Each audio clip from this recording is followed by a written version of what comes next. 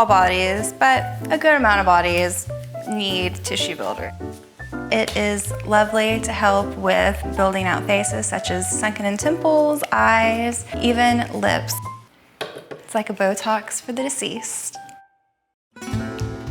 My name is Miranda. I'm a mortician here at Milward Funeral Directors in Lexington, Kentucky. This is the entrance to Milward's, our casket showroom. Walnut, hickory, maple, I mean, all kinds. This room is our visitation room. We call this our music room. What I'm sitting on is an antique. This is a casket beer. It's made for casketed bodies. This is our embalming room. This is an absolutely sacred place, and no one is allowed in here without authorization.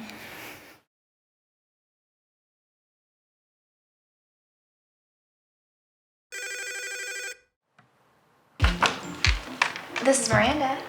She is just at a hospital over at Baptist, so that would be a pretty simple removal. I don't mind going by myself.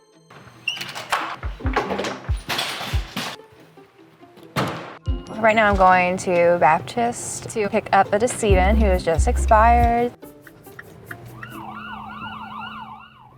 When I was in mortuary school, I learned about death care, but now that I'm working in a funeral home, I've learned more about the process of grief. I believe that my job has given me strength that I didn't know I was going to have.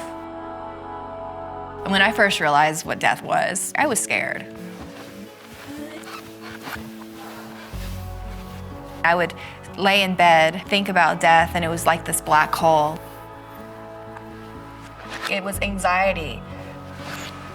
My feelings on death have affected my feelings on life. I really do live every day like maybe I'll die. When I'm washing my hair and putting myself together, I'm like, well, if I was in a car wreck, it could just be cut off anytime. Everything is so small in life, and you really realize the big picture when you're faced with death, like how simple and sweet life can be.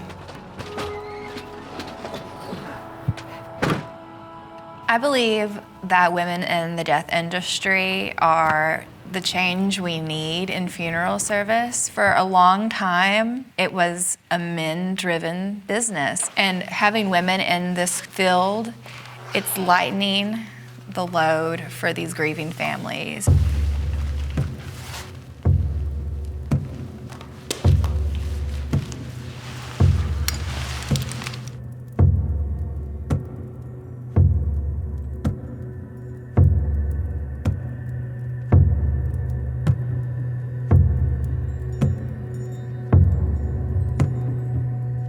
Embalming makes me feel like an artist more than a scientist. Yes, I know my anatomy. Yes, I know what these chemicals are doing, but it has everything to do with art after that.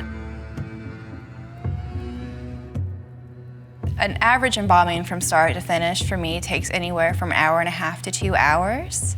I look at the deceased and think, wow, after everything they've done on earth, it just must be amazing to be having the answers that they've finally been given.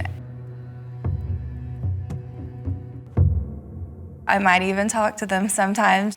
They haven't talked back yet.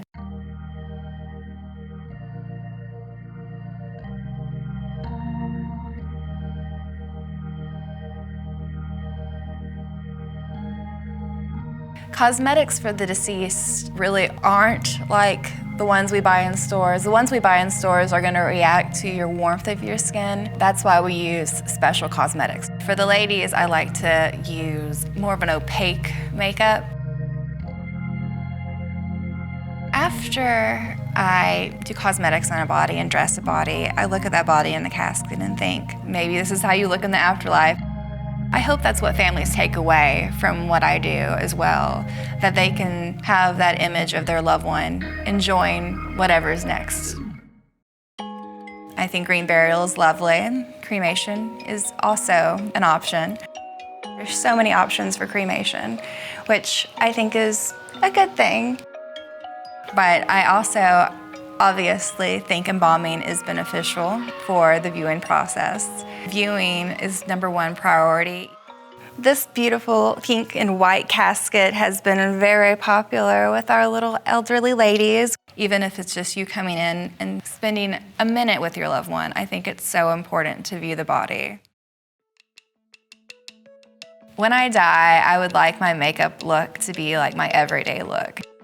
My lipstick will be a bright red, preferably Ruby Woo from MAC. The brighter, the better. I feel like I've gained a positive outlook on death more than a fear. I'm not afraid of the dead body. I'm not afraid of touching the dead body. I'm not afraid of cleaning up. I'm not afraid of just being a comfort to someone that most people would be afraid to comfort. If someone dies and I'm there, I will absolutely and honestly take care of your loved one as though you were taking care of them. I will give them the love that you will give them. I will make sure that whatever happens to them happens with respect and dignity. I just hope that people can take away that death doesn't have to be a negative experience.